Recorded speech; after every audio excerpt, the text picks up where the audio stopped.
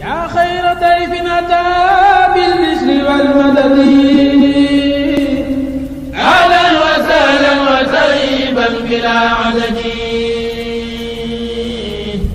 yaa xayra dayfin ataa bil bishri wal madadi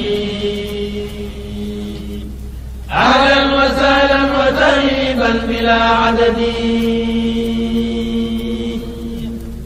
لازمك دائما كريما زاهرا ابدا مكرما بخير التاع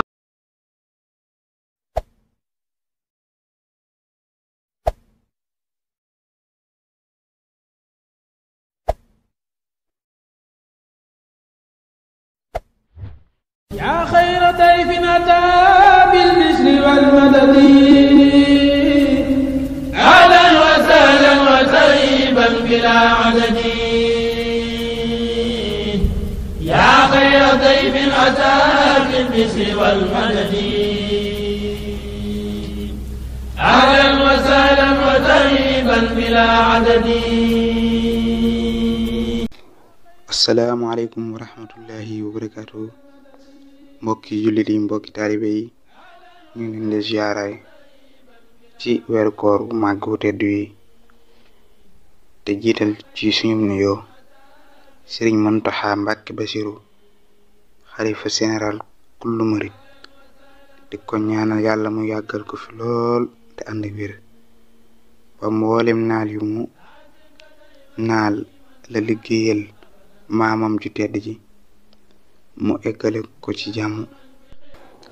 tey dellu di ñaanal yàlla borom subhaanahu wa taala mu jeexal fi mbas mu bon mi nga xamante ni dafa lëmbe àddina bi yépp. ñaan suñu borom bi mu jeexal ko ci nu mu gën a gaawee ba ñëpp mën a dellu ci seen yitte. kon ñu ñëwaat ak yéen ci seen naafila bis bi ngeen baax ko amee fii ci seen YouTube bi Fallou Touba Média, te bu leen di fàtte di abonné wu ci suñu seen YouTube ba nga xam ne lépp lu ñu dugal ngeen mën ko am. yaa xayra dayfin ataa bil bishri wal madadi. kon ñu ñëw ak yéen ci seen naafila guddig ñaar fukkeel ga ak juróom. bismillah. naafila gi muy doon juróom ñetti rakka bu ci nekk da ngay jàng fatiha benn yoon ak xul huwallahu ahad ñeenti yoon. ñu baamtu ko, mi ngi doon juróom ñetti rakka bu ci nekk nga jàng fatiha benn yoon ak xul huwallahu ahad ñeenti yoon. Sëriñ Suhaybu Mbàkke nee na guddik ñaar fukkeel ga ak juróom ku ko naafila bala moo jógee fa mu doon jullee dees na ko jéggal bàkkaaram yépp te yàlla du ko mbugal mukk.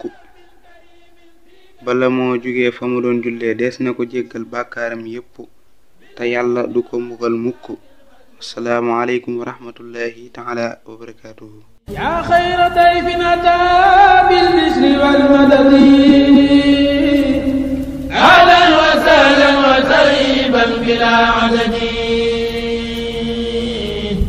yaa xayra dayfin ataa bil bishri wal madadi ahlan wa sahlan wa tarhiban bilaa adadi.